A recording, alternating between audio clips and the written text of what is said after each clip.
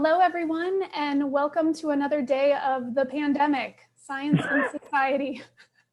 Quite literally, another day of the pandemic. Our first guest today is Yong. He is a writer for The Atlantic. He also has a great book out about the microbes within us called I Contain Multitudes. He has been a leader in science communication for years, and specifically recently, he's written some of the most important public pieces on this pandemic. And so we're so happy to have you. Welcome. Hi, thanks for having me. Thank you for being here. So to start, I was thinking maybe you could just tell us a little about your work in general, and then kind of how it's shifted or become more focused given this pandemic. Yeah, so I have been a science writer for, let's see, 16 years now, 15 years. And I traditionally cover all of biology. So anything that is or was once alive is in my wheelhouse. That includes everything from like fun animal behavior to neuroscience and evolutionary biology to the lives of scientists themselves. And I've been doing that on and off on my own blog as a freelancer, and then finally as a staff writer at The Atlantic, where I've been for the last 5 years. In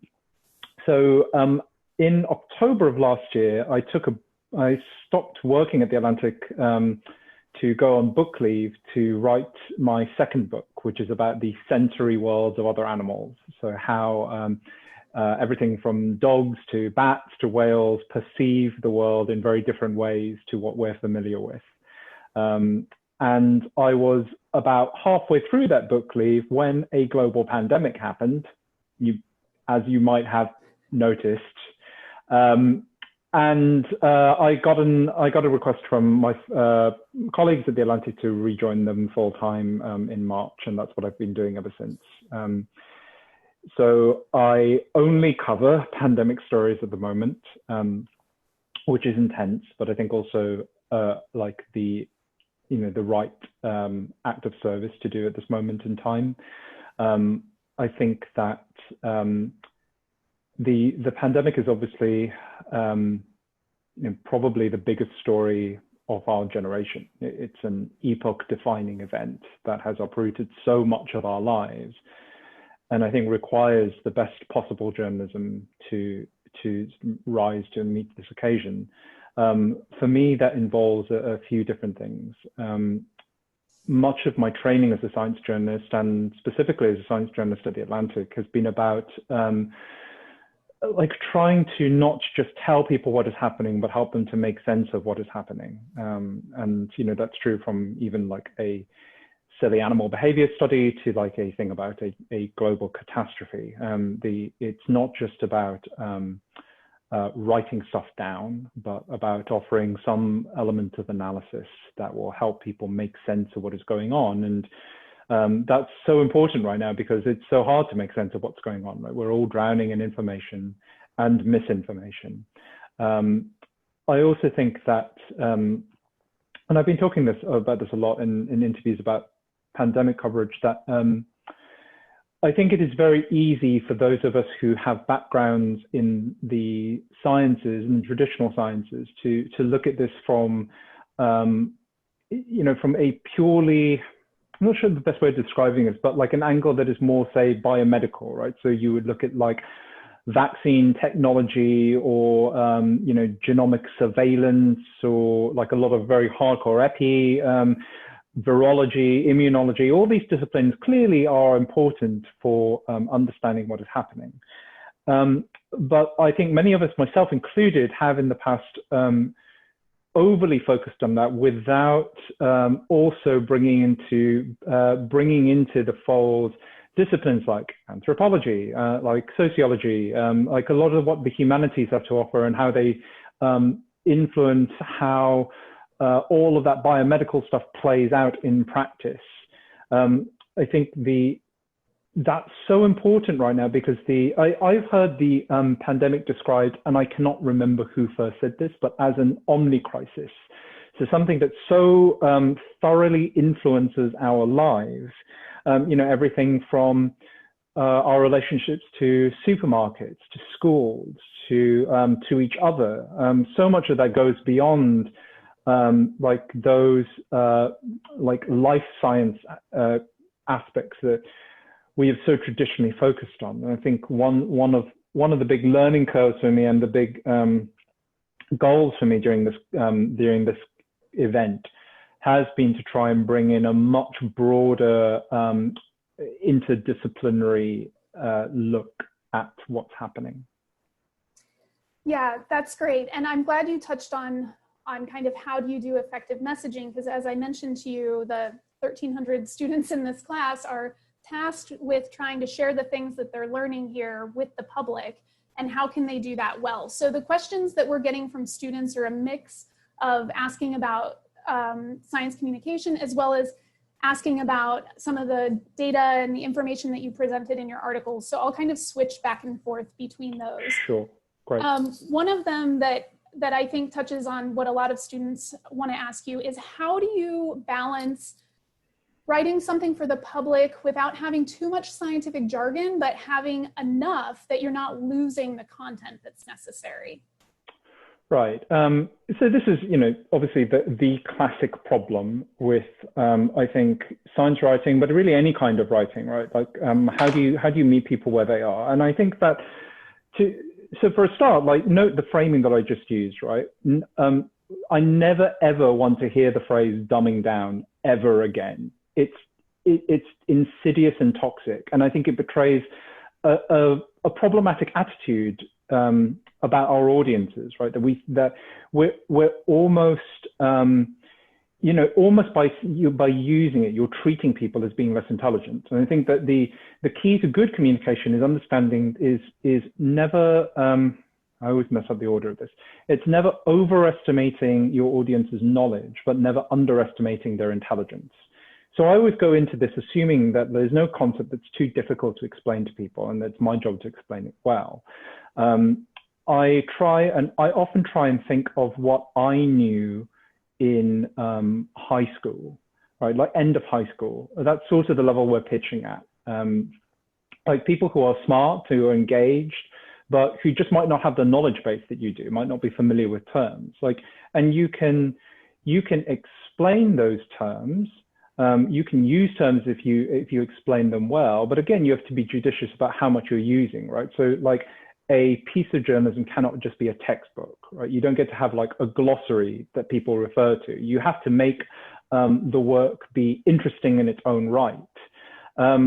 And there are lots of different ways of doing that. You could use storytelling techniques. You could use vivid metaphors. I think the thing to always bear in mind, like you're going to pick up tools for how to do this over the course of a career. And so I can't like tell you how to do it in like 5 minutes, but I would say a couple of things. Firstly, try and deconstruct work that's good, right? So if you like, say, my pieces or anyone else's pieces, sit there actively looking at what choices we have made in the writing, like how we start, how we transition from one paragraph to another, how we've structured entire sections. A lot of the tricks are there on the page, and you can sort of dissect and reverse engineer them for your own use. Working out what to leave out is just as important as working out what to leave in. So we sometimes have to shed precision while still maintaining accuracy.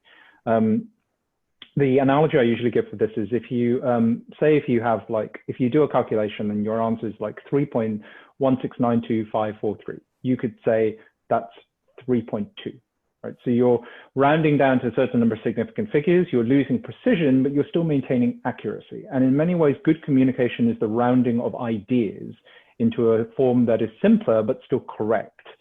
The other thing that you need to bear in mind is you're always fighting for people's attention, right? So you have to treat this as an ongoing exercise in earning the right to be heard. And if you don't, you will fail. Like a lot of writing fails because it assumes that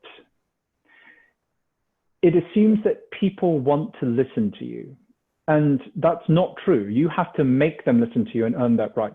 So if you launch into a piece of explanatory science writing and you hit people with a ton of like background intro level material first, the way you might do if you were writing a textbook or if you were doing a talk at a seminar or something like that, you will lose people because they won't understand why they need to carry on reading you. You can sometimes do that. So I did that in a piece I wrote about why immunology is so complicated. I sort of did that. It still like made a case for why it's important at the start and then went into more explainer mode. But it worked because I tried really, really hard to then make that actually sing, like to make the writing good enough that it carries people through, even if the content matter seems baroque. So there's a level of intentionality to the craft of this work that I think is always important to aim for and bear in mind. Yeah, I think that's great. I mean, you just gave us so many great tidbits about, making sure that people want to be hearing what you're saying. And also the fact that everyone has the ability to understand these things if we do a good enough job explaining them. And that's what it's like to be an educator too, right? When I'm standing at the front of a lecture hall and students have blank looks on their faces, the problem isn't them, it's me. I haven't done a good enough job of explaining that. That's great. So related to that, I think a lot of students have questions about the misinformation going around and why do you think there is so much misinformation? One of the students asked, is it an issue with scientists trying to get information out too quickly, or is it an issue with journalists like running with something that isn't really based in anything? Where is all of the misinformation coming from and why does it keep circulating? Yeah, all of the above and more, I think. So there has always been misinformation. Like I said, I've been doing this for 15 years. There's always misinformation about everything. Even before I was writing, I was in a cancer charity doing spokesperson work, the whole field is rife with misinformation. Now, why it happens, I think, firstly, there's a lot of it in this pandemic because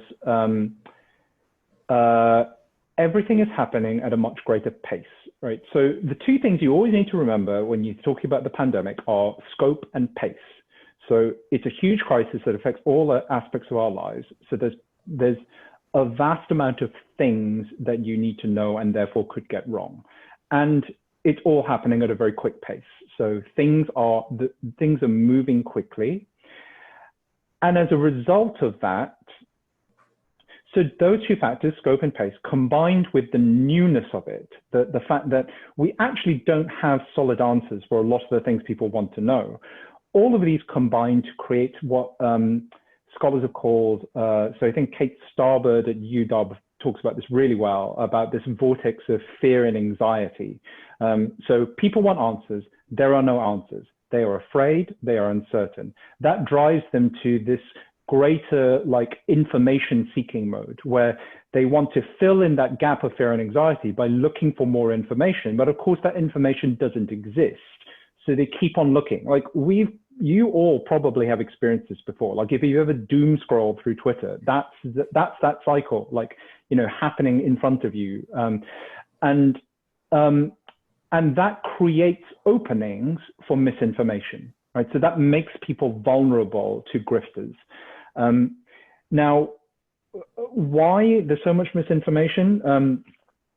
So many reasons, right? So let's look at the scientific enterprise.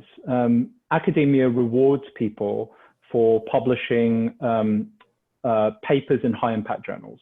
And that creates incentives that draw people towards sloppy research, small, underpowered research, bigging up their claims beyond what they can justify, p-hacking, all of these kinds of processes. And those incentives are even greater in pandemic time because scope and pace, right? This is a lot going on. And where previously, if you hype your findings up, you might get on the national news. Now, if you hype your findings up, you have international attention on you. So that's part of it. Then the incentives of the media are also, weird and perverse. So a lot of working journalists have insane deadlines. A lot of working journalists have ridiculous deadlines. and don't have the time to do actual journalism. So a lot of very small incremental stuff gets covered uncritically and then goes viral. And then once the stuff gets covered and gets unleashed into the internet, we know that algorithms that run things like Twitter and Facebook and YouTube are almost, they've been called radicalization engines because they are designed to maintain engagement and attention. And that means that they almost like automatically prioritize extreme content, even when it is polarizing, dangerous, or inaccurate. So the whole ecosystem, right, from the production of knowledge from academia to the conveyance of that knowledge by journalists to the transmission of that knowledge to online spaces, means that misinformation cascades more. And again, like there is an evidence base for this. Like we know that misinformation on, say, things like Twitter travels at a faster speed and reaches more people than accurate information. So the question then becomes, what do we do about this? And honestly, the answer is we don't know. People have spent a lot of time identifying the problem, but there are precious few solutions to it. I can tell you how I'm thinking about it in my work, which is, okay, so let's bear in mind that misinformation travels faster than information, that true information does. So if you see something that's wrong on the internet, the instinct of a lot of scientists is to correct it. And your corrective never goes as far. So we see this with like conspiracy theories, like a new video comes out, people then do debunking pieces, but the debunking pieces have like a fraction of the reach that the original bad information does. So what do you do about that? Well, you can either give up. I'm not sure that's tenable. But what I'm trying to think about is ways of addressing misinformation that almost like mentally vaccinates people against further misinformation. So it's not just saying this is wrong. It's also trying to explain to people, here is why there is confusion. Here's how people who say this is wrong are thinking about it and why they are convinced. Here is what it would take to change their minds about whether something is wrong or right. Here is like the evidence it would take to change their minds and the time frame and steps it would take to acquire that evidence, right? So it's not just saying what you've heard is wrong. It's like, it's trying to ground people so that they can analyze not just what they have heard before, but everything that they're going to hear in the near-term future. Because one thing that is predictable about the COVID-19 pandemic is like the sources of misinformation are not new, right? The types of misinformation are not new. Some of the particulars are strange and bizarre, but like in the main, a lot of these things are predictable. So if like you get one piece of bullshit about a thing, you're probably going to get more down the line. So you can try and be a little bit more proactive, like trying to head stuff off the gate, and actually also show people like how the process of science works. So it doesn't just become a series of like naysaying things that feel intuitive. Yeah, that's great. So shifting now a little bit to more of the content of the things you've been writing about, and we'll go back and forth. So this won't be the end of the science communication. So, I mean, you lay out how other countries have done a better job of dealing with this pandemic. And so a few questions revolve around that, including there seem to be so many obstacles in our country. Like we seem to be failing at multiple levels for dealing with this. How do we even begin to start to overcome that so that we could have this better outcome? Yeah, it's a tough question. Firstly, I think the analysis is correct. I pointed this out in the big magazine story that I recently did about why the pandemic defeated America. Like COVID deniers, contrarians will often point to like, oh, well, New Zealand didn't wear masks as a sign to say like, and therefore they weren't necessary. But that misses the point. The point is that no country, there's no playbook that is universal to every country that has done well. Every country that has done well did well because they did enough things right, and therefore could absorb the vulnerabilities of a few things that they ignored or abandoned. By corollary, unfortunately, the US screwed up because it did most things wrong, to an almost like maximal degree. So I think the question is the right one. Like, given that, how do we do better? And I think the sad answer is that we need to do everything right. Like, we need to do as many things right as possible. And we need to stop letting the perfect be the enemy of the good. So masks are a classic example, right? A mask is not going to prevent you from getting infected 100%, nor will it prevent you from infecting other people 100%.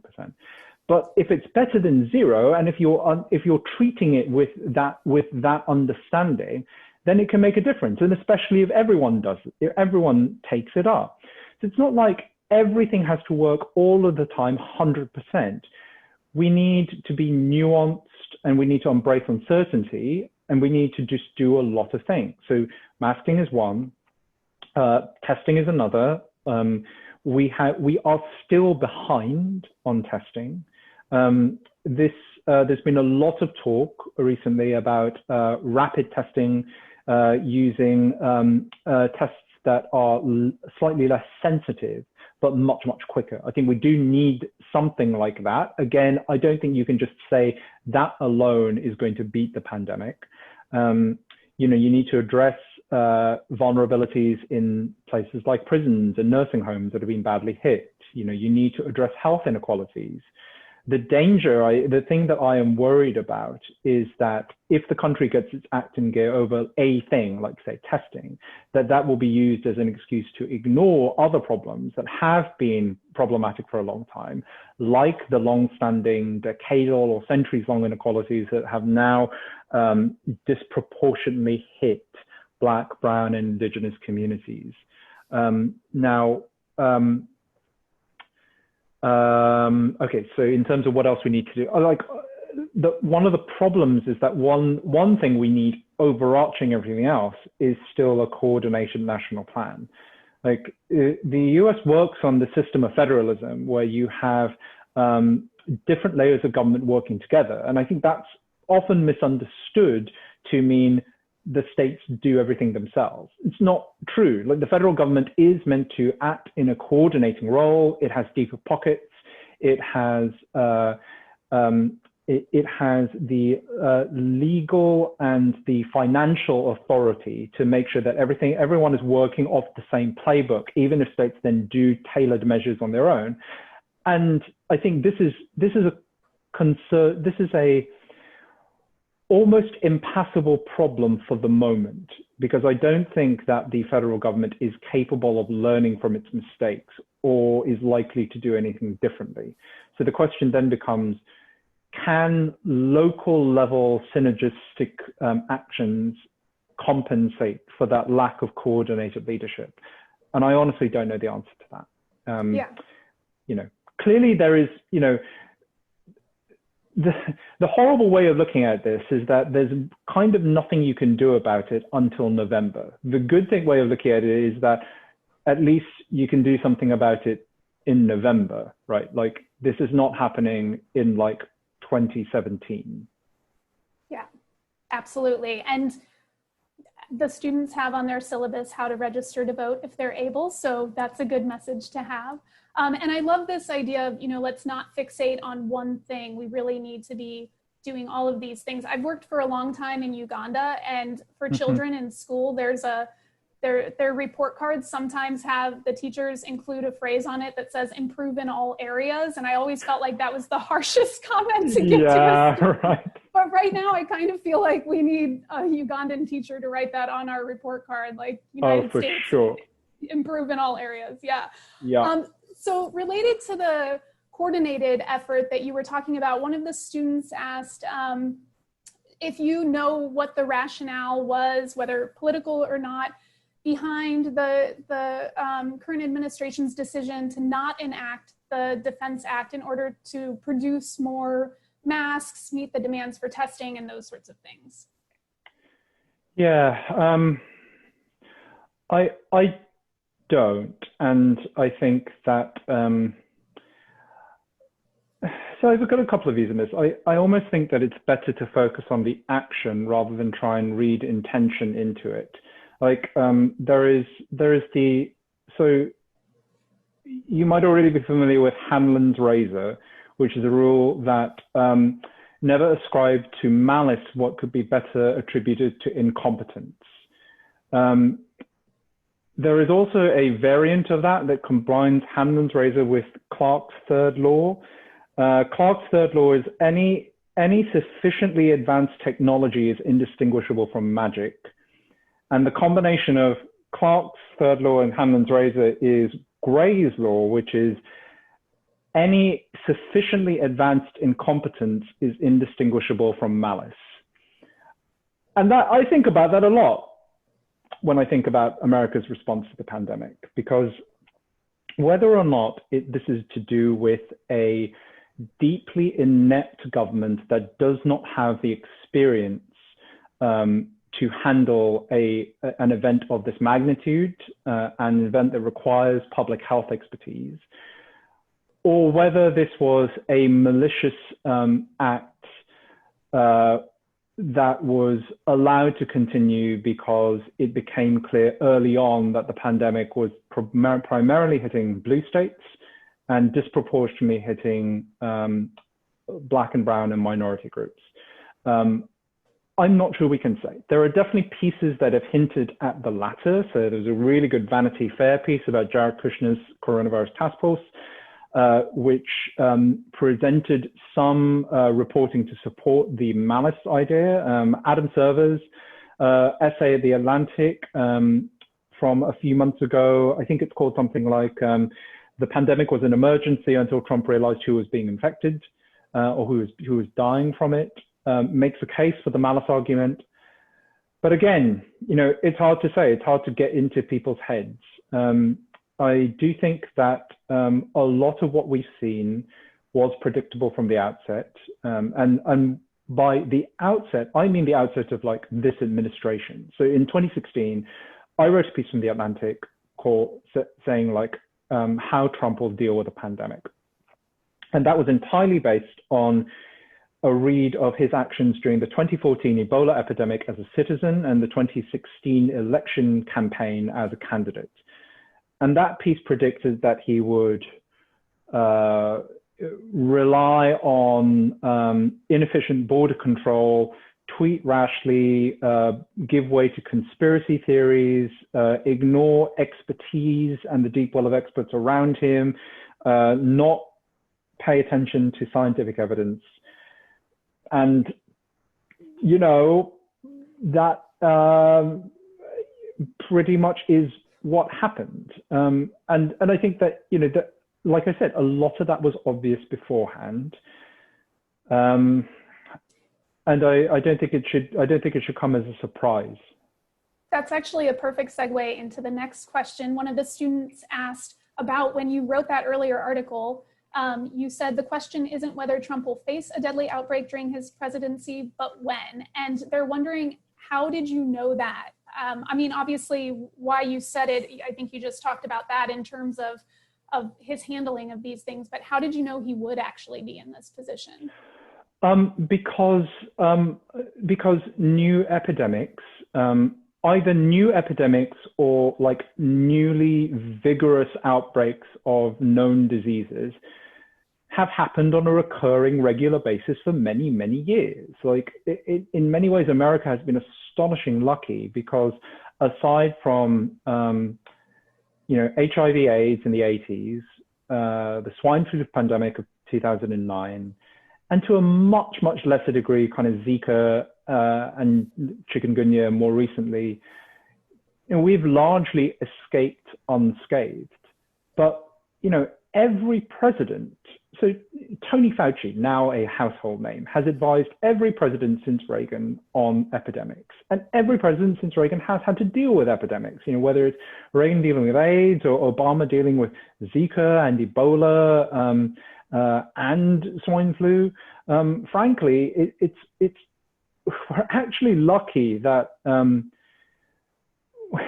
we almost got away without like an epidemic / pandemic of this kind during the Trump presidency. But like it was clear that this is going to happen, and I will tell you now that we will have to deal with another one during the next administration, right? Whether it's a Trump second year or whether it's a Biden administration, right? This is not the last time this is going to happen. We will deal with it again. If we are the absolute worst case scenario, which no one wants to hear from me, is that we get two pandemics at once, which is not impossible. It might be unlikely, but like these are the things we need to think about, right? Like I guarantee you, I absolutely guarantee you that those of us who make it through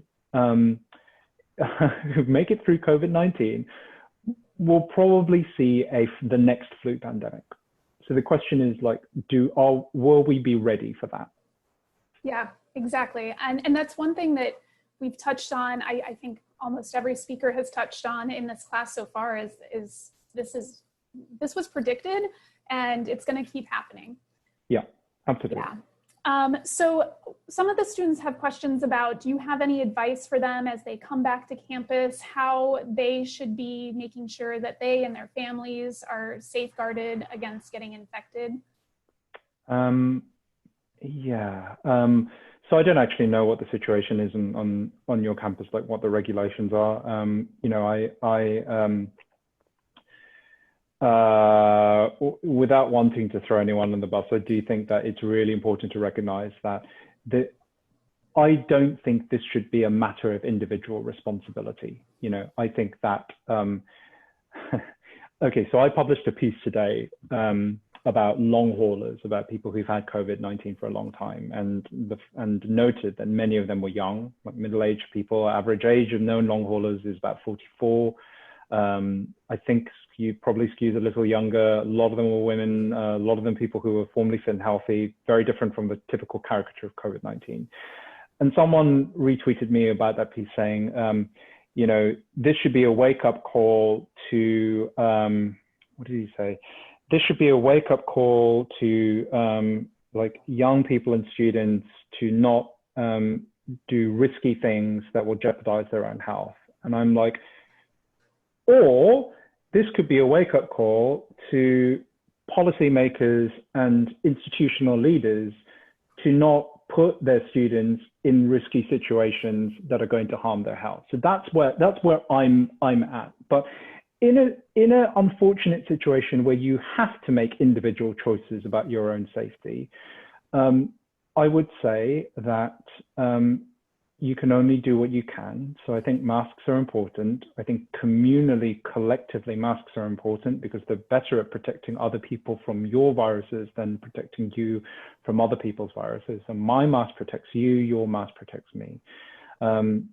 Staying away from spending as little time as possible in crowded indoor areas is probably my biggest recommendation, right? So to the extent where you will have to do it for classes, I can't control that, and maybe neither can you, but you can control what you do in your social time, and you know, just extracurricular time, I guess. Like indoor spaces mean crowds in prolonged proximity, and all of those three things, the concentration of people, the duration, and the close contact, makes very easier spread of this pathogen. So minimizing that to whatever degree is possible is really important. And beyond that, I don't know what to say, folks. Like, good luck. Yeah, thank you. Well, you know, that's one of the reasons we're having this course, and I think also why it's so popular is because at this point, as you've indicated, institutions and individuals have been left with no good options, I think, moving into this fall. And Agreed. So, you know, we don't want people to be isolated. We also want people to be safe. It's just extremely complicated.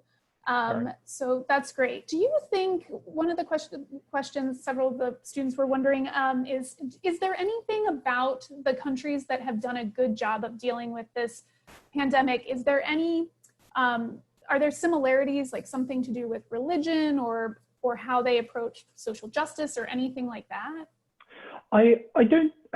I'm not sure there's anything that's sort of usefully universal, right? Because this is what I meant when I said that every country did a lot of things well, not like everything. And so there is, I've cautioned for a while now against making ecologic inferences.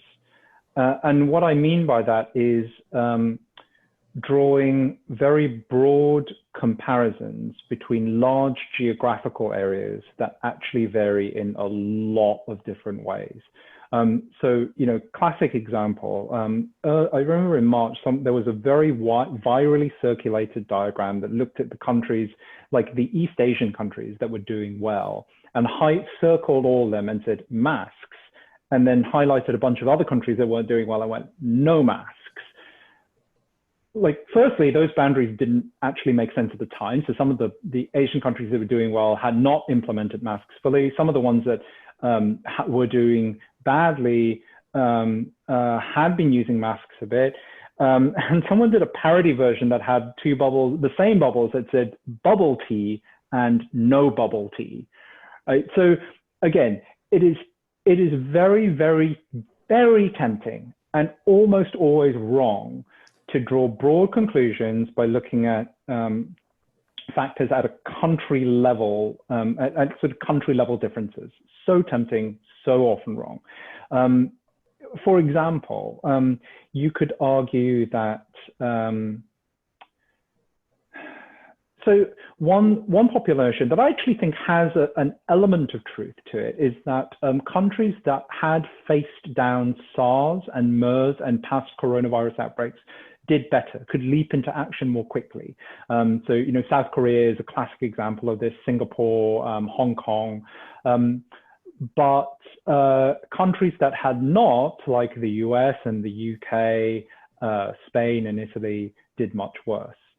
I think there is truth to that. But again, I think what I'm cautioning you against is like a single factor explanation. Like, the pandemic is an omnicrisis. So there are almost going to be dozens of different factors that go into success or failure. So some countries did not have experience with SARS or MERS and yet did great. I mean, I don't know, Slovakia as a, That's actually just where my example. family's from. So it's Oh, okay, great.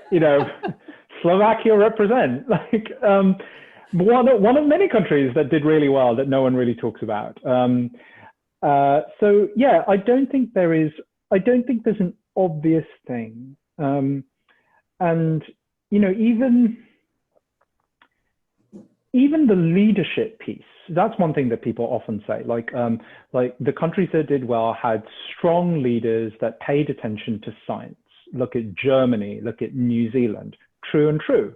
Hong Kong did not do that. Hong Kong did well because of a grassroots movement that basically pushed for widespread masking and did the right thing when the government did not.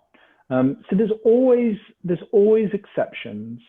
And I think we need to this is like a general lesson that we need to internalize about the pandemic, right? It is massively complicated and simple explanations very rarely make sense. So we should try and embrace and pursue multifactorial explanations when we can. Yeah, that's great. I hope you don't mind if I take this away from COVID for 1 second. Oh, sure, go for it. Yeah. Great. But a lot of students are interested in you and your career path. Would you mind just telling us what made you decide to have this career path? Yeah, so I actually was a PhD student for 2 years. I graduated with a science degree from university and joined a molecular biology lab and very quickly realized that I was very bad at it. So I did not have good research skills, both sort of in everything from experimental design to manual dexterity. It was just terrible. and I realized that I was much, and I didn't really have the temperament for it either. Like the idea of doing like long pieces of highly focused, very narrow expertise work didn't really suit my temperament or mindset. I was much happier writing about science and talking about it. So I joined a cancer charity as a spokesperson, working as a public information officer for several years. I started a science blog on the side because I really wanted to write and I wanted to sort of slowly build up a writing career. Started doing freelancing work for smaller places, bigger places, really big places, and then finally joined The Atlantic as a staff writer in 2015, which is also when I published my first book. What I will say about that story is that it is atypical. And I think that everyone's story is probably atypical. I think if you asked 100 science writers how they built their career, you'll get 100 different variations.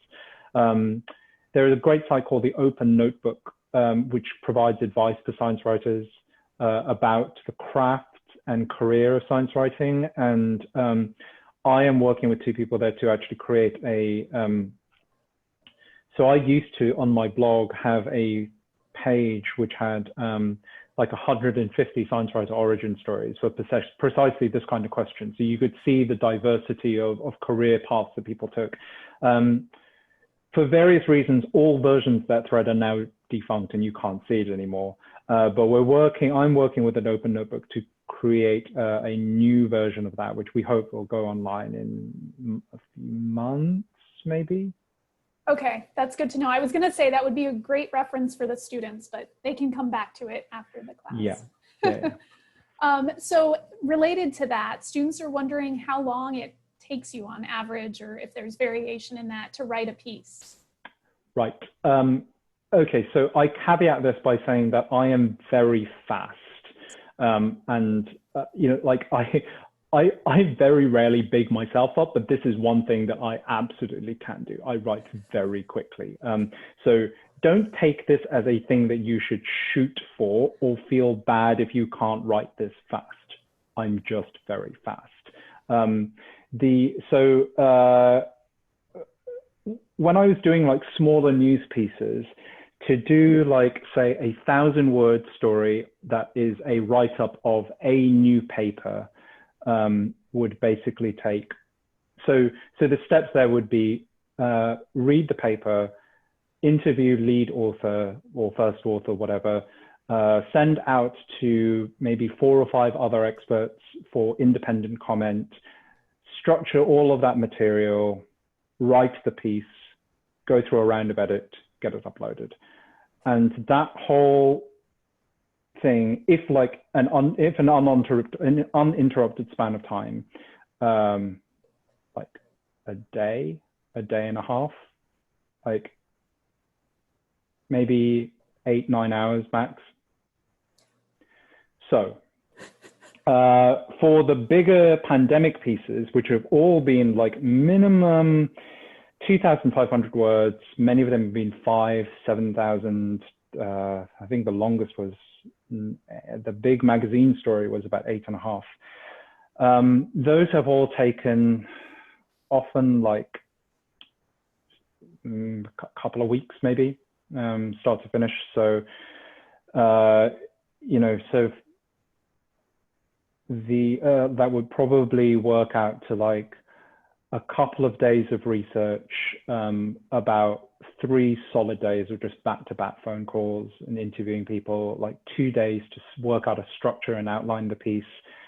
And then I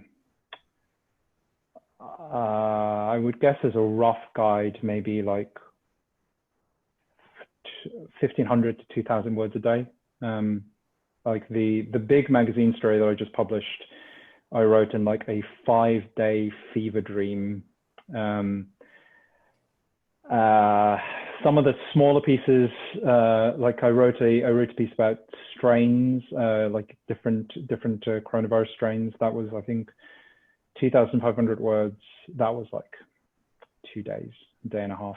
I'm really glad you started this by saying I write fast. Don't hold yourself to my standards. Just don't really don't.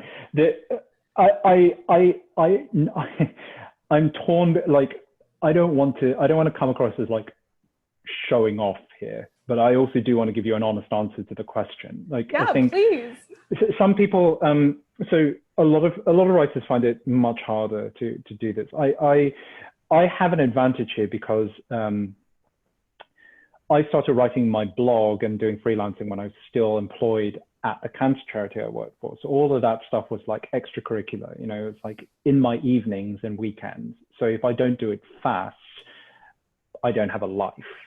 So I had a very intense selection pressure for being very fast early on in my career, and that carried through later.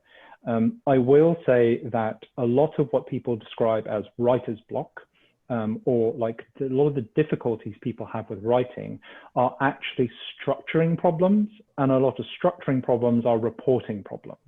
So what I mean by that is, if I can't write, if I'm finding myself at a logjam and if I just can't work out what to do, it's often because, reporting problem, I have not asked enough people the right questions. So I just don't know the material well enough to write fast, or because I have not structured it correctly or not structured it at all. So I've talked about structure a couple of times. I write like very thorough outlines for every piece I'm doing before I actually start the writing bit.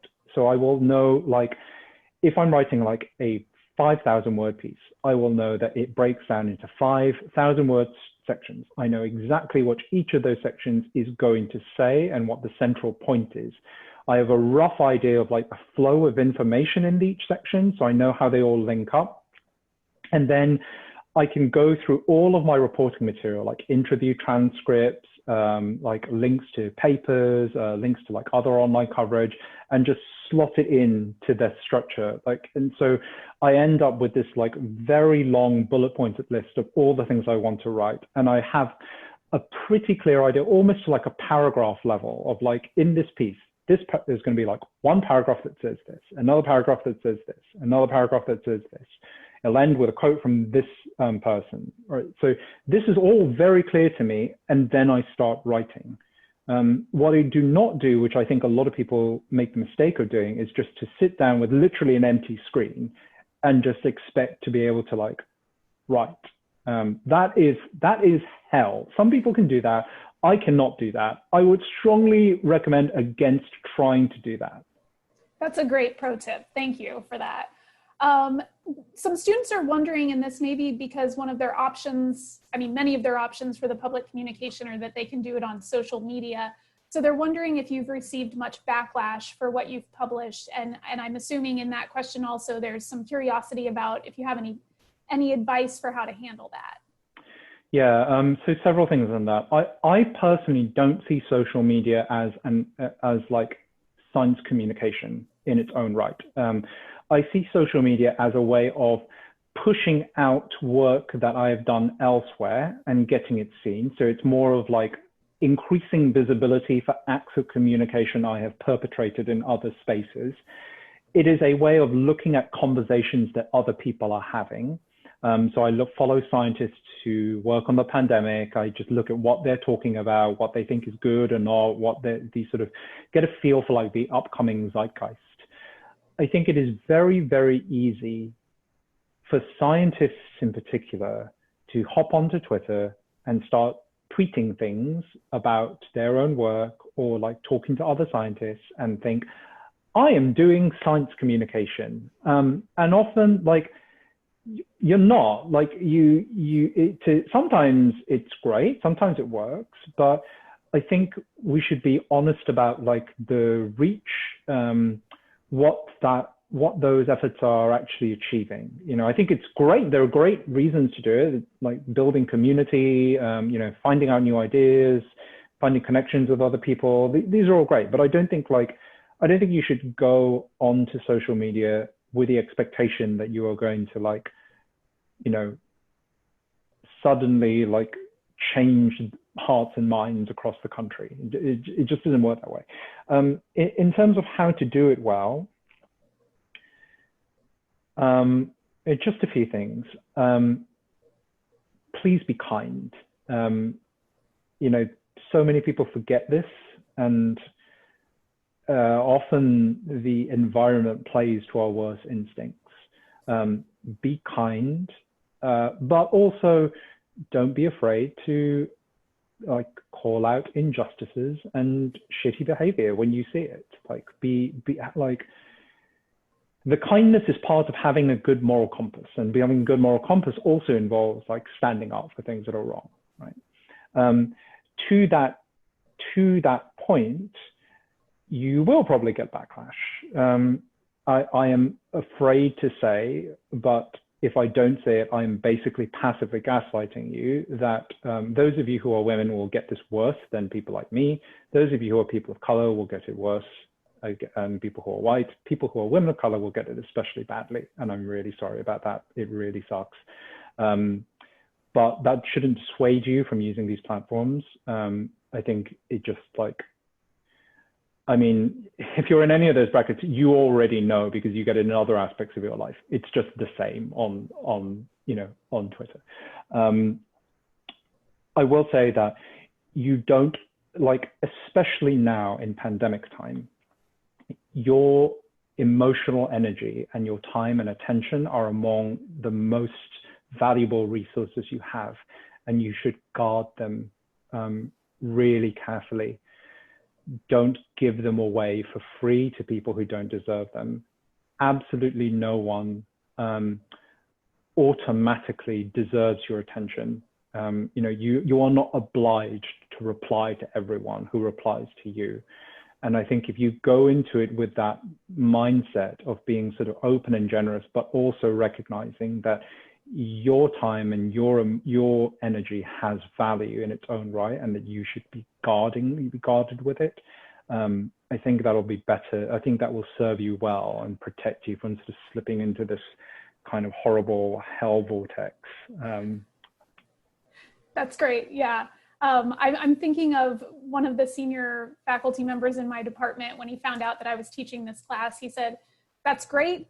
Don't read the comments." And he was meaning right. Because we're trying to, share the things we're learning in this class, link to articles and things like that you're talking about, so that people see them. And he said, just don't read the comments. Well, fortunately, we at The Atlantic shut down our comment section a long time ago. So you are at no risk if you actually read the pieces. Perfect. That's great. So one of the students wants to know, and I don't even know if you could answer this, so feel free to pass, is what are the top 3 scientific findings that you think are important for everyone to know? At all? That's the question. So you can say pass if you'd like. I don't even know how to begin to answer this. Look, I think that I don't think of science in this way. I don't think of findings, and I don't think of it as a series of discoveries. I prefer to think of it as a set of concepts and a sort of attitudes. And I will tell you the ones that have made the most impact to me over the years. The first, and this is crucial for any communication, and especially for science journalism, is that science is inherently imperfect. It is not a set of finding out truths and discoveries accumulated over time. It is a process where you gradually reduce uncertainty in a very erratic and meandering way, and people will often get it wrong. So if you don't already know, please internalize this idea that a lot of the published literature is wrong or bad. And it is your job to work out how to tell that from the stuff that's actually good. I am always so shocked at the number of people in university and postgrad levels who assume that because something is being peer reviewed, it must be correct. So not true. So be critical and be watchful. Yeah. The second is that science is absolutely inextricable from the rest of society. So I've already talked about how the biomedical aspects of the work I used to do did not give due credence to sociology and anthropology and other social, social sciences. That we can go much further with that. So everything we learn about in the sciences has a social element, has a political element to it. You cannot only do the science while also ignoring how the rest of society interprets that science. And equally, you cannot look at science and the way that science is done and who gets to do that science in the first place without grappling with issues of misogyny and racism and transphobia and homophobia and all of the rest, right? There is an inherent social justice element to science that you cannot ignore, and you do so at your peril. And if you choose to ignore it, fine, you're going to really harm a lot of colleagues and people further down the line just through passive neglect, if not through like active dismissal. I'm going to stop there. Let's say those two things. Like, please bear those in mind for the rest of your time. Yeah, I think that's great. I'm actually really glad now that I asked that question, because that answer was so important, and I'm glad that you brought up all of those things. So we are running out of time. I just wanted to ask you one last question. Sure. Are you hopeful about the future with this pandemic? I'm certainly not a naturally optimistic person. I would naturally classify myself as probably like realist verging on pessimists, but I'm not a nihilist, right? Like I don't think that everything is for naught and there's no point in trying. I do think there is a point in trying. I don't know whether we will succeed or not, but I do think it is worth pushing for a better world, for a just world, for a more resilient world. Part of why I wrote my piece in the magazine about how the pandemic defeated America is not to like just dwell in the litany of errors, although there is a huge one, but to say, look, we can't go ahead in a productive way if we don't understand where we went wrong. And I think in one of my earlier pieces, Our Pandemic Summer, I wrote about a thing called the Stockdale paradox, which is named after a man named Vice Admiral James Stockdale, who was a prisoner of war in Vietnam. He was interviewed afterwards about his time in solitary confinement, being tortured and imprisoned. And someone asked him, how did you survive? And he said, well, I looked around and I saw the optimists would say, I'm going to be out by Christmas. And then Christmas would come and they wouldn't be out. And they would say, I'll be out by Easter. And Easter would come and they wouldn't be out. And then they would just die because they kept on seeing one imagined deadline after another pass by. Whereas his attitude was to meld together two things that seem paradoxical, which is why this is called the Stockdale paradox. One is the unflinching, brutal recognition of reality as it is, but also the unwavering hope that things will be okay. And I think that is what we need to hold in our heads and in our hearts right now. Like, we need to stare the reality of the pandemic in the face, the challenges that are ahead of us and the reasons why things are so bad now. And we need to use that, we need to not fall into despair, but nor should we push all of that under the carpet. We need to use that as fuel for imagining a better world, for looking after each other, for trying to work out how to make things more equitable, more resilient, more just, all of that good stuff. I think, how hopeful am I? I don't know, but I'm still here. I'm still writing. So that says something, at least. That does. That was a really great answer. Thank you so much for all of your time. I really appreciate you being here. And thank you for all of your work. And I look forward to reading more of it. I'll read the piece that came out today after I get done here. Yeah, thank you very much. Thank you so much. Thanks for having me. Thanks for the great questions, everyone. Good luck. Stay safe. My best. Thank you. Yeah, bye. Bye. Okay, everyone. So we are now finishing up our first hour, and I believe that our next speaker is here. So we'll just give her a minute to unmute her video and her microphone. Great. Hi. Hi. Sarah's here. Hi. You're here. Is your video working, or are we doing this without Yeah, but I look like I'm in the grass. That's okay. You're busy at work. All right, great. Well, let me introduce you. Next, we have Dr. Sarah Paige from Core Group, who will be talking about testing and tracing. Dr. Paige has been advising the World Health Organization on the global approach to testing and tracing. So, Dr. Paige, thank you for being here. I know you have slides, so if you don't want to be on camera, that's okay too. Okay. Thanks. Thanks so much for having me, Krista, and it's really kind of humbling to follow Ed and his accent and his ability to write so fast, papers in a day. Yeah, I'm glad my face wasn't on camera when he was giving those numbers. Oh, yeah, it was. We were all shocked. Okay, so I'm gonna very much switch vibes. I have my screen here to share. I'm going to start with a little fun music video from the Gambia from Nazim. Let's see if we can make that work.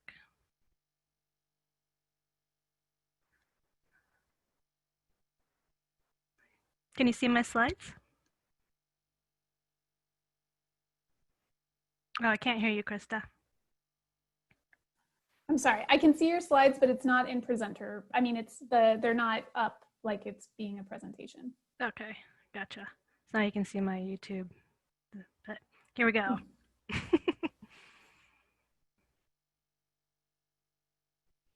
It's not, is it playing for you? It's not playing for us. Oh, okay. So right now what we can see is like your PowerPoint application, I guess you call it. Okay. But not the slideshow. Okay.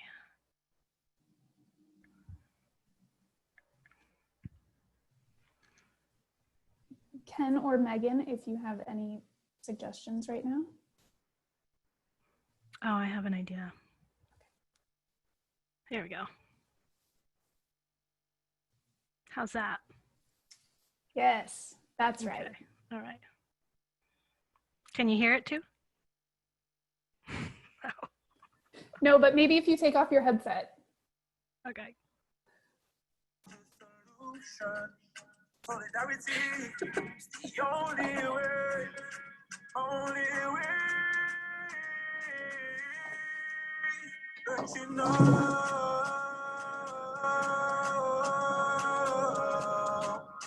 Don't you know? Don't you know?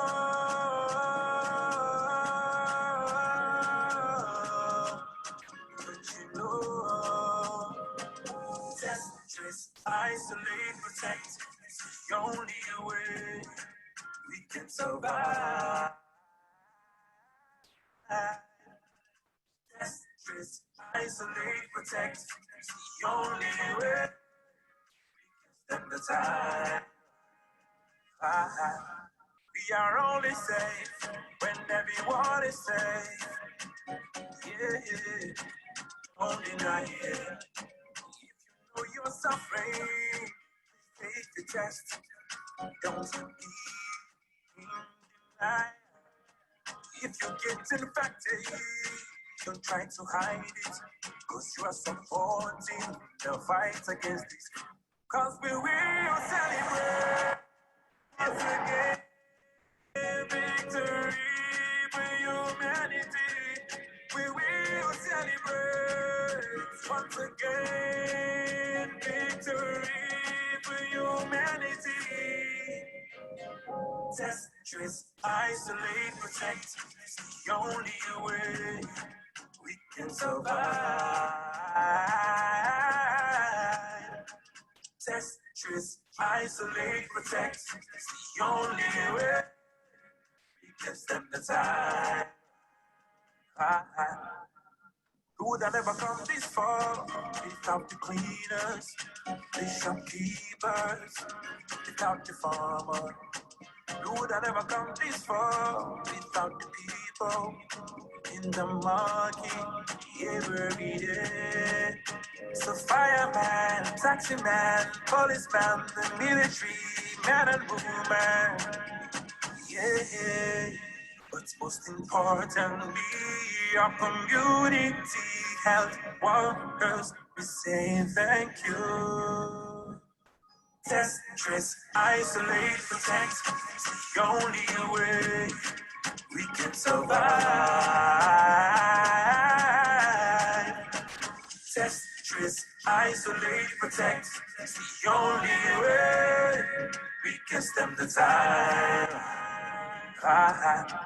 We are only safe when everyone is safe. Yeah, don't deny it.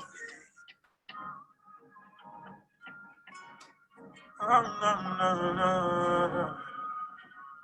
Oh, la, la, la. Style Pro on the beat.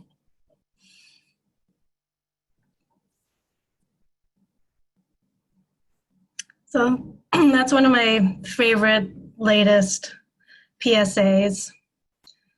That's Nazim from the Gambia.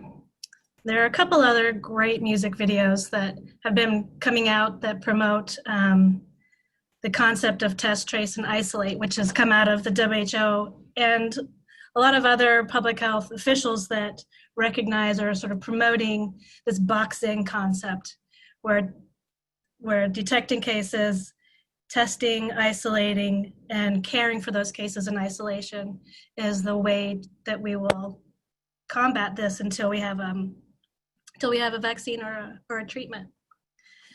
So with that shift, I'll talk today about global perspectives on testing and tracing. I'm with Core Group, which is a community health membership organization. So we've got about 200 individual and NGO and government members that are all focused on community engagement to promote maternal child health, malaria prevention, outbreak response, polio, measles vaccine promotion, and on and on. And my role there is as the Global Health Security Agenda Advisor, which is a mouthful, but it's basically to work on outbreak response. So I've been really busy since January, and all your public health friends are also busy and exhausted. So I thought I'd start at the top. If we're going to talk about global health and this response, we have to talk about the World Health Organization. We'll talk about the WHO a bit, then we'll go into testing, and then we'll go into treatment. Then we'll go into contact tracing, and then we'll have a case study at the end. Then we'll have a period of questions and answer. And we'll also have a couple polls throughout for you to interact, and of course they're voluntary and anonymous. So if you don't want to participate, that's fine, but it's kind of a fun, especially with this number of students, it'd be really interesting to see those results. So the WHO was established April. Sarah, your slides are not being shared right now. Oh man. Thank you, Krista. Of course.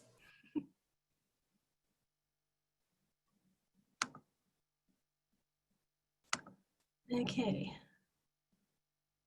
Let's try this.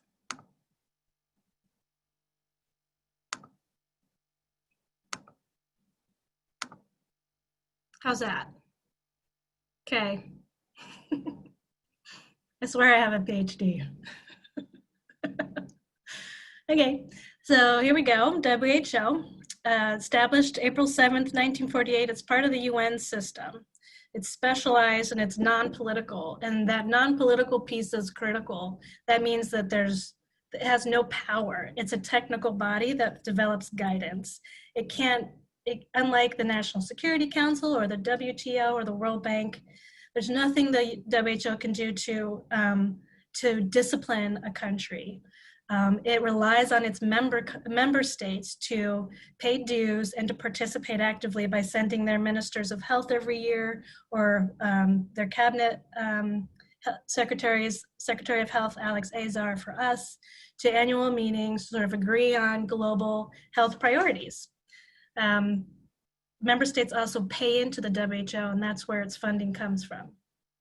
It's headquartered in Geneva, and it has regional and country offices. So you can sort of see down here on this map how the WHO allocates its coverage. So it's global, and it divides out by regions, different regional offices. So for example, in the Americas, the Pan American Health Organization is the regional body of the WHO. In Sub-Saharan Africa, except for Libya, we have AFRA, which is based in Brazzaville, CIRO, EMRO, WIPRO.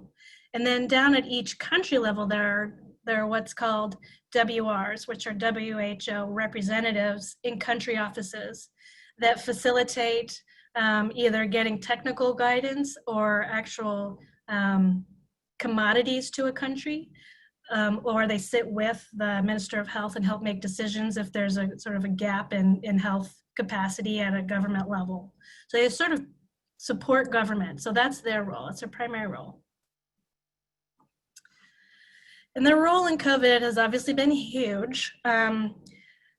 Since the WHO was established in 1948, 20 years later, the international health regulations came together as a way to manage infectious disease outbreak response. And those health regulations are comprised of different bodies of technical capacity, like being able to run labs, being able to have surveillance officers hit the ground within 48 hours, being able to do risk communication at community level. So those international health regulations set standards for countries to adhere to, and that's part of their agreement as part of the WHO, is that countries will fulfill those regulations and those obligations. And no country is 100%. Ironically, the US came in at 89%, which was the highest, and they do every year. That's one of the primary roles of the WHO when it comes to health emergencies, is to manage those health emergencies and the capacity to prepare for emergencies through the international health regulations. The WHO also is responsible for declaring PHECs, or this is also pronounced funny, potentially rude, depending on your accent, but it's a public health event of international concern, and the pandemic declarations. So the PHEC was declared on January 20th, which is pretty early after the report came in from Wuhan that there were on December 31st, that there were these large clusters of unusual type pneumonias. So the PHEC came up as an international event of international concern, and that's when things really get triggered in terms of countries coming together, pooling their support for these folks at the bottom, the WHO's technical leadership team, to stand up emergency action committees. Tedros, the Director General Tedros, is here in the middle. He's newly elected leader of the WHO. Mike Ryan is here, and Dr. Maria Kirchhoff is over here on the other side. She's been the medical lead throughout all of this, and they've basically run the technical and the managerial guidance that goes out to countries. WHO spends most of its time developing these technical guidance pieces, and the technical guidance are compilations of documents that I have links to in the resources section here, and it's pretty dry, but they're all recommendations. No one at WHO is saying you must do X, Y, Z. They're like, if you can, do X, Y, Z. They also put together strategic response plans, and that came out, the one for COVID came out in February, and it's updated regularly. And that's the body of, it's just a plan, like, we're at this stage of the outbreak. So early on, we had imported cases. COVID wasn't being spread within community. It was still quite at this cluster or imported cases stage. So the strategic response for that was to really manage travelers and to really manage isolation and testing really effectively, given one particular type of person or one particular definition of a case. And now that's changed since we're at community-wide transmission. So now their response plan is test and trace and isolate. SITREPs are these daily epidemiologic reports that tell you where a country is in their curve. And then WHO coordination. So that's World Health Emergencies Program, which is one of the elements of the WHO. So after Ebola, West Africa in 2014, all the donors for WHO were so disgusted with their response that they just forced a revamp of the entire organization. And the body created the World Health Emergencies Program as a response, and they really beefed up their capacity to do deployments. So they're also now operational, and to develop guidance, and to pool funding, and to sort of be responsive and adaptive to the outbreak as it's unfolding. Okay, so now we'll jump into testing. We'll talk about what constitutes a test, the different types of tests, so viral or antibody, what happens if someone is negative, and what happens if someone tests positive. And here's a poll. Megan, I don't know if you can or can throw up the poll. Oh, here we go. So if you click polls on your Zoom on the bottom of your Zoom, you can go ahead and answer.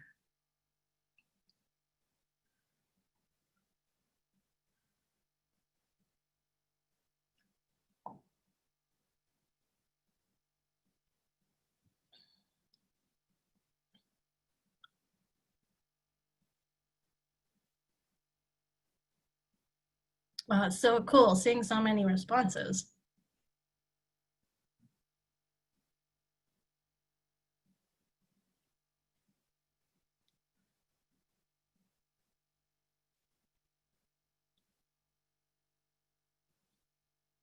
We'll let this go for another 15 seconds.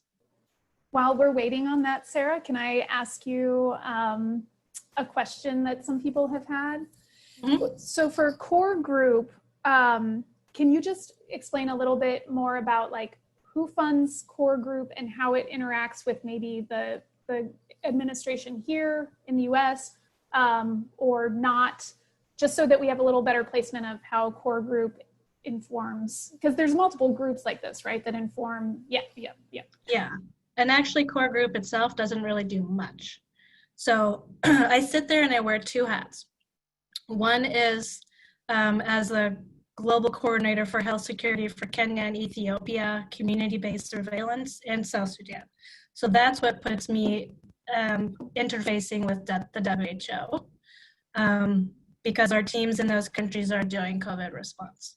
But core group is a small NGO. There's 7 people. It's tiny, but has a huge footprint. They have annual conferences. They have internships. They do a lot of work trying to do science communication, mostly social media, as we learned isn't quite the same thing. And putting out best practices related to home-based care for COVID, or putting together courses on contact tracing, or sort of responding to what the community health programming world's needs are. So it's a small organization that is a convener. Yeah. Okay, cool. So we have 25% who had a test. That's exciting, and about 75% no. And we have 3% thinking that contact tracing is impinging, and 19% saying somewhat, and 79% saying no. And I think we'll get to that a bit more. And I think that's an important question that we need to think seriously about. Okay, cool. Thanks for answering those. Okay, I'll go back to can you see my screen? I cannot. Okay. Okay.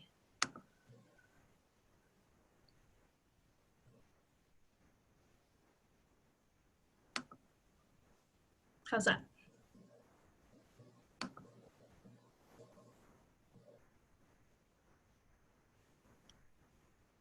Can you see it now? Okay. Okay, so now we're at what counts as a test. And that's me, very excited, the most exciting day of my life for someone who's been studying outbreaks for 20 years is getting my test, a COVID test in my neighborhood. It was on Memorial Day, and it was like a rainy Memorial Day, and I dragged my family along with me to get tested with our local Virginia Health Department, and didn't have it, but I was really excited to get tested and to wear my mask, and they were excited to have their picture taken. So it was a fun day. So a test basically is just a test it's a biological sample that's collected from a person sent to a lab for diagnosis.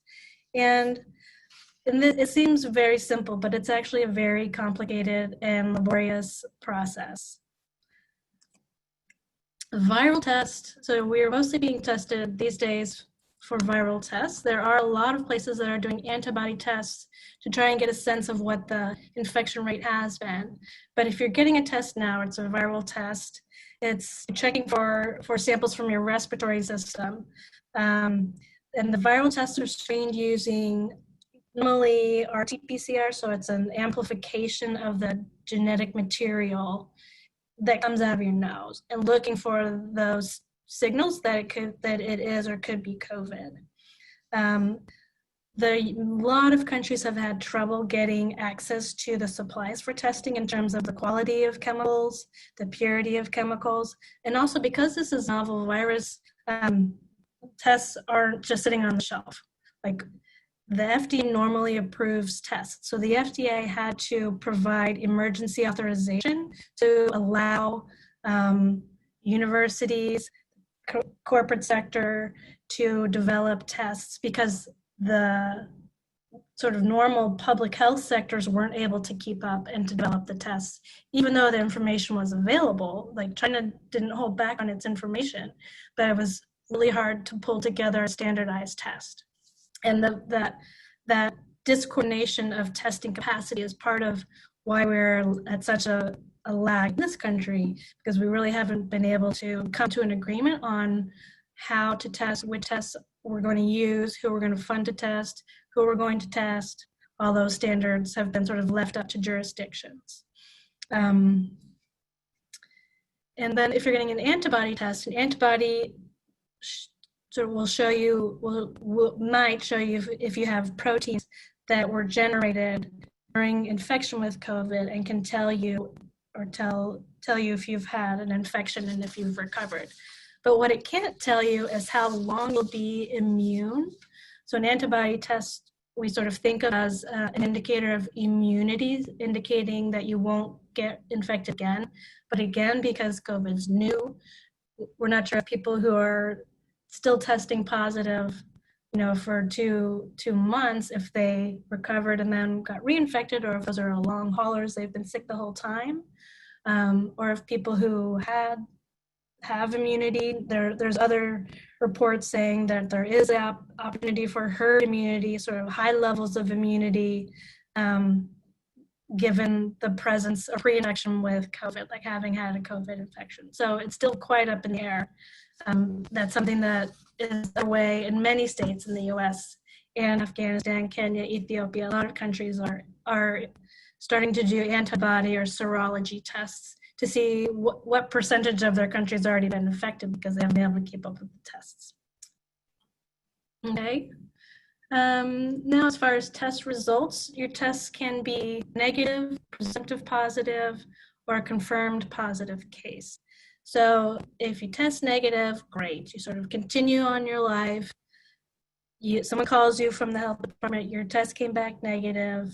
That doesn't mean you won't get infected. It means you should keep up the public health safety measures that you've been doing. And they'll probably reiterate the top 3: hand washing, wearing a mask, and the keeping physical distance. If you're presumptive positive, that usually means that you've had a positive test, and so the response is to tell you that you have a positive test, that you have COVID infection, and to follow XYZ protocol, depending on if you're sick or not. And then that sample will be sent to a reference lab, which will be a CDC lab in the States or a central lab in another country that will run the confirmation test on that. With COVID, there is the risk of false negatives and false positives. And with false negatives, I've seen data from 3 to 30% being false negatives, and I'm sure it'll be different by the end of the day. It just reflects the variety of tests that are being used. The way people are, like some people swab themselves, some people just do like a little bit on the front of their nose, some are really jamming it in there. Some people, actually, they are positive, but their virus is so deep in their lungs it's not coming up into their nose because they're not having runny nose as a symptom. Lots of reasons someone could be a false negative. False positives I haven't heard much about, so to put it up there as a flag, but not much I can speak to at this point. The other important piece here is sensitivity versus specificity. So normally when we're developing a test for something that's novel, we want it to be sensitive. We want it to be able to pick up many potential signals that the pathogen has infected this host. In this case, we're having a hard time with the sensitivity, which is causing a lot of the false negatives. We're just not picking up all of the potential signals that we could be. Specificity means it's kicking out all those potential COVID pathogens and focusing just on the COVID. So usually we move from sort of a sensitive test to a specific test. In this case, we're still kind of figuring out what kind of test we're going to have in the first place. So what happens if someone tests positive? So if a person tests positive, that means that sort of pushes them into the case management lane, and they're asked to isolate. There's a difference between isolation and quarantine. So isolation or self-isolation means you have to go home, or if you're sick, you go to the hospital and you stay in a room and no one comes near you for 10 to 14 days. It means you have to you can't come out. You have to go to the bathroom, come out, someone has to clean it after you. You have to use your own utensils. You have to wear a mask if anyone comes into your room. It's very lonely. And you may or may not have many symptoms, so it can also be very boring. If you are going into the health facility route, you're isolated there, and you're receiving certain types of supportive care or some experimental therapeutics. You still don't have a cure, so it's still a manner of supporting you while you're sick. Then, as part of that, contact tracing becomes initiated there. And so for the contact tracing part, you'll be asked, from 2 days ago, who have you been in touch with? And we're about to go into more details on that. So for contact tracing, who counts as a contact? Why is it such a big deal? How does it work? And I'm going to get into our case study. So my contact tracing is, a contact is anyone who's been, this is just the WHO standard, anyone who's been within a meter or who has direct physical contact with you or who has provided care for you without a mask or gloves or any other local criteria. And that's where it gets really fuzzy. So does local criteria mean people that I'm in school with?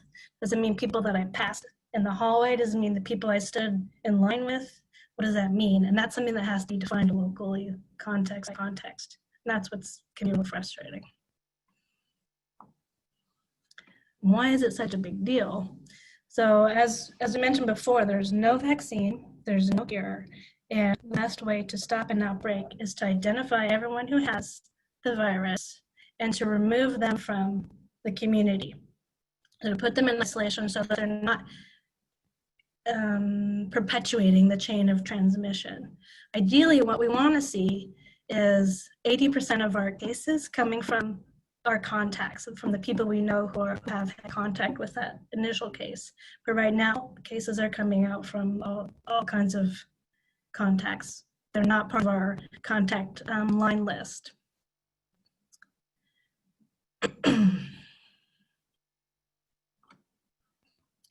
This sort of provides a flow of how contact tracing normally works.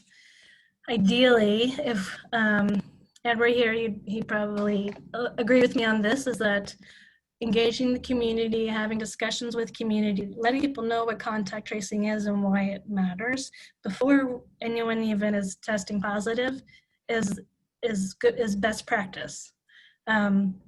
It normally that doesn't happen until a day or two before someone is reaching out to the case. But ideally, we'd have a long lead time to get people sort of primed to participate in contact tracing because it is burdensome. Then we define what a contact will mean locally. Then once there's a person who's positive, then we ask that person to identify and tell us where their contacts are. So sharing their phone number.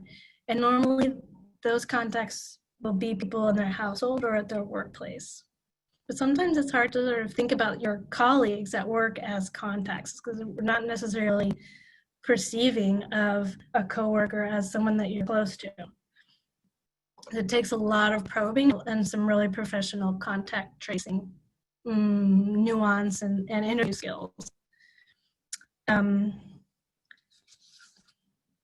Each contact will be probably contacted by phone at first or maybe in person.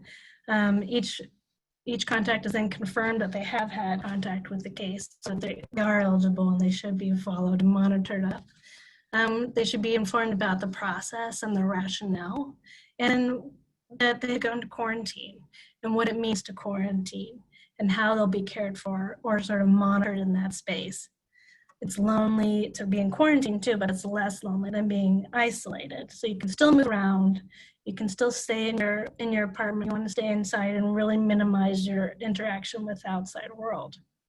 They'll also tell you to look out for certain symptoms, whatever the symptoms are that are a priority in that country. So for example, in the US, it's nasal congestion, shortness of breath, difficulty in smelling and tasting. They'll also sort of let you know what to do if you're unwell and how the contact tracer needs to be really clear on how often they will be in touch, how many touches the contact can expect from the contact tracer, and that they'll be checking in on quarantine. And usually in the past with Ebola, it's been really burdensome with contact tracing because it's involved going to the person's house, taking their temperature, all their vitals twice a day.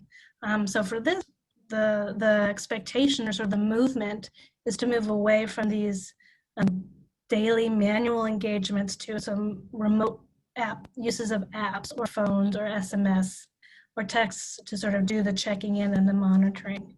And then the contact tracer also has to be very clear on how the data are being used. And how they are protecting identity. So for example, when a person who's a case is sharing out who their contacts are, part of what's imperative to that is to keep confidentiality, is to maintain confidentiality and not share, oh, your case Mr. So-and-so said you guys were hanging out at the bar, drinking beers, and now you have been exposed to your contacts. So you have to minimize that type of exposure. If it's someone who's a family member, of course, they will find out that they're a contact. But that's sort of an important point in terms of managing privacy. Contact tracing has been around for a long time. It's a very classic disease investigation tool, especially around HIV and STD, or sexually transmitted infection research, trying to sort of isolate and treat people, not even necessarily isolate, but treat them and manage their exposures. It's not new to COVID, but it's becoming a lot more important because of our inability to manage the outbreak. This is one sort of visual for promoting contact tracing. The person here, C+, is positive. a care resource person will reach out to them. You'll receive a text and a call. And this is from Massachusetts. They'll talk to you about your recent contacts. So you'll have a care coordinator for case and a contact tracing coordinator. And that person will manage your contacts and help them. And your identity is protected. And this is all done through the phone. So we've learned a bit about the WHO, done sort of a brief overview of testing and contact tracing and the importance of these two elements in the response. Now we'll dive into a country case study to see what testing and contact tracing look like. And we can skip this poll. We're going to talk about the US. So I'm sure a lot of you are familiar with this map as part of your doom scroll, daily doom scroll. It's the Hopkins Coronavirus Resource Center map, and it shows us daily updates on where we are with cases and where we are with deaths. It's become a lot more sophisticated over time, but it still doesn't necessarily show us prevalence. So it doesn't give us the number of cases per 100,000, but we estimate the US is about 15% prevalence. So about 15% of people in the US have been infected. US is still has the highest number of cases. It surpassed China March 20th as having the highest number of cases and the highest number of deaths. And we've been in that position for months. So we're going to talk about who's in charge, what is the role of the CDC, how did this happen, and what's our end game, how do we coexist with COVID? So the management structure for the US involves the White House task force for COVID, and that involves the many sort of nuances of that task force. But Debbie Birx and Dr. Fauci were sort of the face doctors for that task force, and it sort of rolled back a bit. Normally, what would happen is that the body in charge would have been the biosecurity arm of the National Security Council that sits at the White House State Department of Defense, and sort of collectively manage outbreak response in the US. But because that was eliminated and rolled into the Weapons of Mass Destruction branch, there's no one to manage biosecurity. So they had to stand up this ad hoc task force with 2 physicians and 1 public health person, Alec Azar, because the CDC was sort of stripped from their role as leaders. It needed to be a different leadership structure. So it goes from the White House, and then it goes to states. And so it's basically this dance between White House and states, so federal and the state level. Depending on your relationships, you're able to access resources easily or not. So this is still the status. It hasn't changed, even though press briefings by the White House task force have stopped and started. But it's still the case that the White House is in charge, and that states are sort of beholden to White House expectations, even though they're making their own plans with their own budgets, and they have their own budget. So what is the role of the CDC? This is probably heartbreaking for probably everyone who works at the CDC. Like, their whole reason for existing is to protect the homeland from outbreaks. So there was a drill in October, just last year, of Disease X, which is influenza. It was a pandemic influenza drill. They drilled at the USDA here in DC and spent 2 days sort of mocking up who would do what in the event of an outbreak. And this is not what happened. The CDC was front and center. They were like rolling out their imaginary tests. They were standing up their epidemiologists at airports, at all ports, rural areas, urban areas. It was a completely different experience.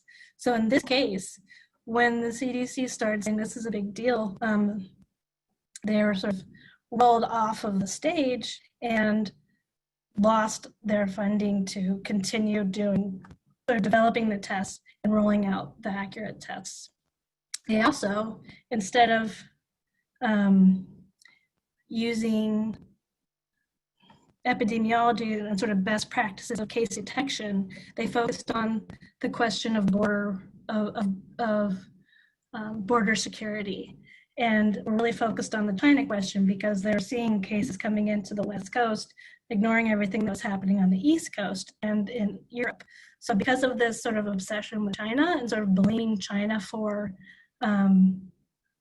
shrouding information around COVID, we sort of neglected everything that was going on in the rest of the world in terms of spread and importation of cases to the US through different routes. So there's all kinds of back and forth between New York and Europe, and that's how New York became the actual sort of hotspot of COVID. Now, so for the end game, this is what I'm asked a lot. Everyone who's sort of standing up to respond to this outbreak is vetted and trained on outbreak response. However, all of our experience has been on things that we know about and can like turn off. Like we know about Ebola, we can treat Ebola. Even with Zika, we knew about Zika because it was not novel. We'd known about it for us to be under for centuries, not decades. We can manage that. Cholera, we know how to manage that.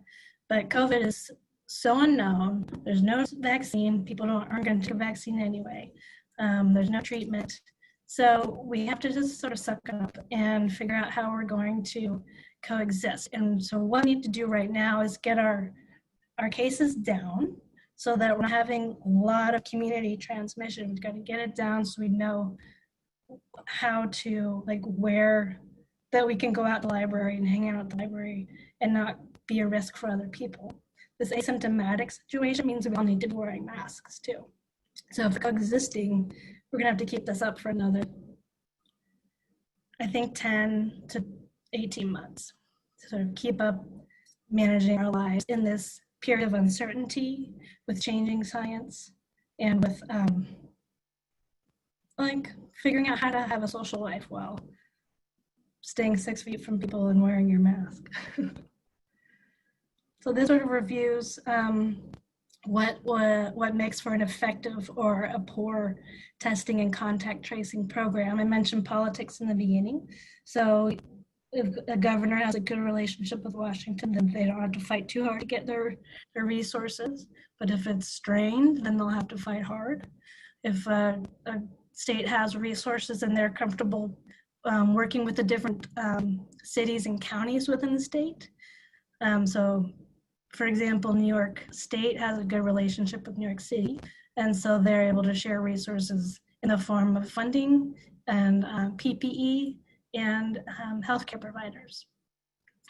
If there's a surge, so you may have everybody set up, but if you have a surge like we're seeing in Florida and Texas without the infrastructure in terms of hospital beds, healthcare workers, contact tracers, testing, if there's a surge and it gets out of hand, then it's out of hand and it's an outbreak. Culture, so in order to participate in and sort of be part of this moment of solidarity where we're caring for each other, that sort of cultural piece underlines all of our abilities to contain the outbreak and to have and like to be willing to go get tested if you've been exposed to someone who's positive or if you're having symptoms, or being willing to participate in contact tracing programs. But contact tracing is a burden. You have to stay inside. So if you work, or if you are a single parent, or if you are going to school, how are you supposed to survive that? So the best contact tracing programs that are able to provide you with resources, like you need diapers, you need food, you need someone to help you figure out to get notes for class. Like your best practices is to have these daily or twice daily touch points with your contact tracer or with your case investigator. But normally the way it's happening now with sort of the surges is that contact tracing is only reaching one person and checking in with them at the beginning and at the end of their quarantine period. And that's not best practice. But it's understandable why people can't participate fully. They have to continue their lives. We're not getting stimulus checks anymore. People just can't stay in their homes without an income. And then the communication piece sort of underlines all of this, and that's having trusted and influential people deliver information, even if it's uncertain, being honest and truthful about uncertainty, like admitting when there's a mistake and sort of sharing that uncertainty broadly and not being afraid to admit what's going on and face what's going on head on. So I really like this quote from the DG. In the eye of a storm like COVID-19, scientific and public health tools are essential, but so are humility and kindness. With solidarity, humility, and assuming the best of each other, we can and will overcome this together. And thanks. This is, again, just sort of a visual of how different the outbreak is playing out in different parts of the world. We have Kerala on the left and Mexico on the right. Thank you so much. That was wonderful. So we have a few minutes for questions, and we have a lot of questions. Also, I've heard from students that I think my voice is echoing on your computer. Do you have that headset handy that you could put on? Sorry about that.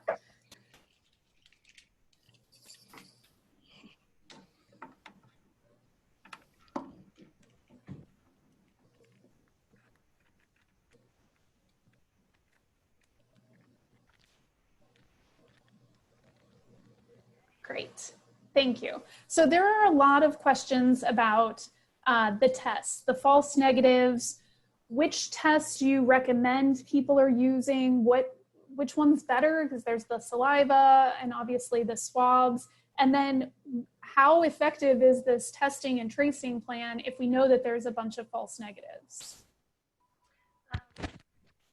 These are good questions. The best test is a test that you can get. So right now, even if you are testing positive, it will be sent to CDC to confirm. So you will have a follow-up phone call that's confirming that you are positive. So any test that you're using right now is fine. We haven't got the data to demonstrate which test is the best. We just learned that the BD Becton-Dickinson test is being pulled because it's so ineffective. So right now we're still at the stage where we don't have the answer. Yeah, and I think that's been a theme, throughout this course, is that we're very early on with this virus, and it takes time to develop these things effectively. Mm-hmm.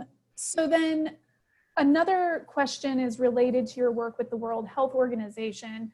Obviously, it's been in the news about the US pulling funding from the World Health Organization. What has that meant in terms of the ability for that organization to function? Well, it's meant things have gotten very sensitive, but we still are participating. The deadline for the withdrawal is July of next year. Okay. But that said, funding that was allocated by Congress and sort of earmarked to go to the WHO is in a holding pattern. So for example, WHO money from USAID and from other US government entities is sort of sitting in what's called a DOAG, which is like a bank account in the country ready to go to the WHO rep in that country, but it's just sitting there in case it gets pulled back. Okay, good to know. And then because we only have a few minutes, I want to ask you a question that's a little different than what other speakers can talk about, because a lot of students are interested in the type of work that you do in particular, which is global in its focus.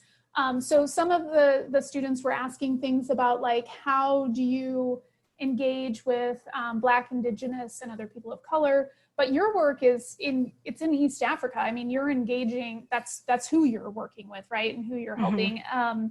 And so associated with that, how does that look? How do you deal with this sort of public health crisis in South Sudan, where there's civil unrest and there's famine and things like that?